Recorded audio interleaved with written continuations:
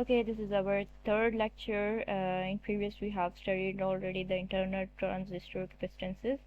हमने देखा कि at low frequency at high frequency पर कैपेसिटेंसेस के चेंज होने से हमारे पास एम्पलीफायर पर क्या इफेक्ट आ रहा था.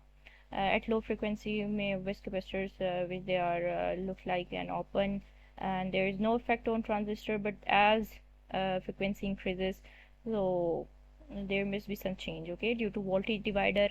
और हम कह सकते हैं कि जो सोर्स रेजिस्टेंसेस है उनकी वजह से और बेस टू एमिटर जो हमारे पास रिएक्टेंस है उसकी वजह से हमारे पास एट लो फ्रिक्वेंसी में कैपेसिटेंस पर जो चेंज आ रहा था. और सेकेंडली जो एट हाई फ्रिक्वेंसी की बात करें तो ऑब्वियस वहाँ फीडबैक आ रहा था और आउट ऑफ फेज हमारे पास एज अ रिज़ल्ट जो फॉर्म हो रहा था.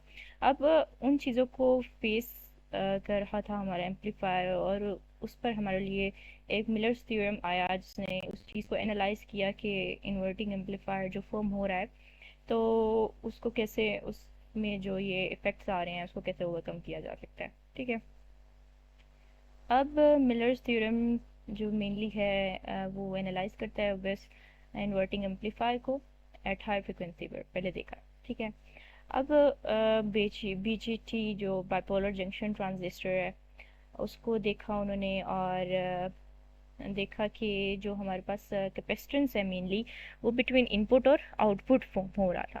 ठीक है. अगर आप जीएफईटी की देखें तो वो कलेक्टर और ड्रेन के दरमियान बेस और गेट होगा.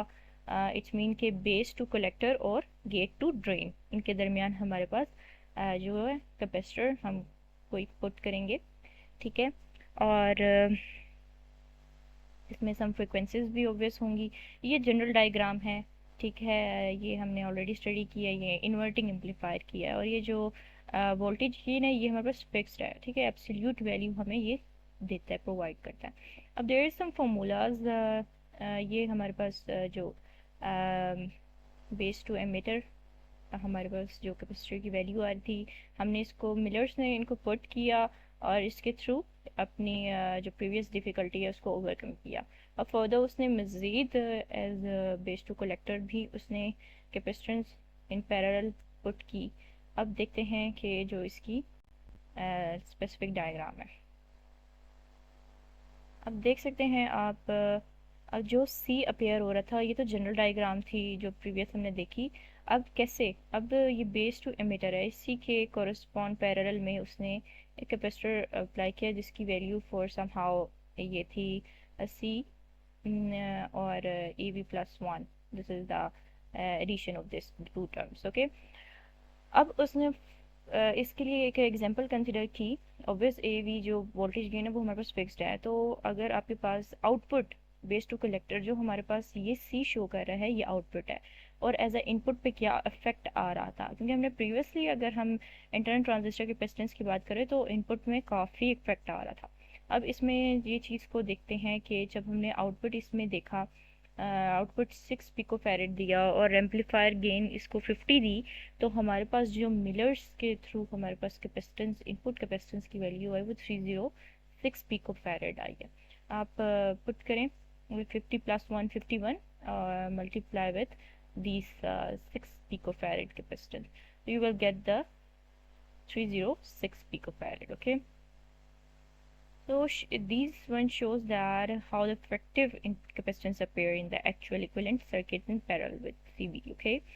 ये चीज़ देख रहे थे. Secondly same the case with this.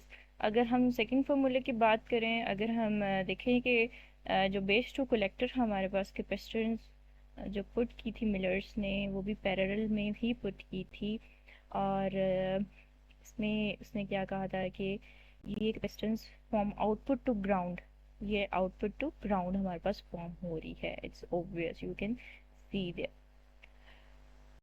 So this is the formula for this. अब देखें कि one there is a very small change.